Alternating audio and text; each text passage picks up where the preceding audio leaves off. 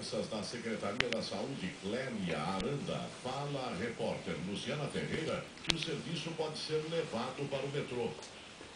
É uma estratégia que está sendo estudada. Ainda não há uma definição quais serão as estações ou se poderemos fazer isso. Porque, como se trata de uma vacina injetável, às vezes você tem alguns pré-requisitos para poder desenvolver ou estruturar essa unidade de vacinação. Então, são alternativas de estratégias em que aqui aconteceu uma consideração toda pela Secretaria Municipal de Saúde, de cada município, onde estão os seus jovens, quais são os locais em que a gente pode facilitar esse acesso à vacinação, como as pessoas que estudam, pessoas que trabalham. Então, cada município vai estar desenvolvendo a sua estratégia mais adequada para a sua realidade.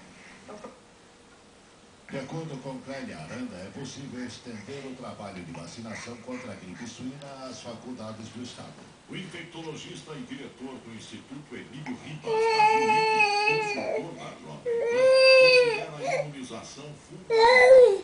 É extremamente importante, porque nós estamos vendo, lendo, criticando no norte do país, até de mortes, a infecção anterior de frio aqui no estado de São Paulo e outros estados do sul e sudeste mostraram que é um processo infeccioso viral de gravidade.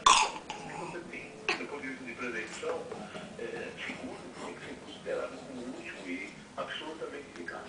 Então é importante que a população procure os postos mais próximos às suas residências ou ao seu local de trabalho, porque com isso nós vamos descentralizar, não teremos fila e o atendimento será mais adequado. O infectologista Davi Wynne acrescenta que a vacina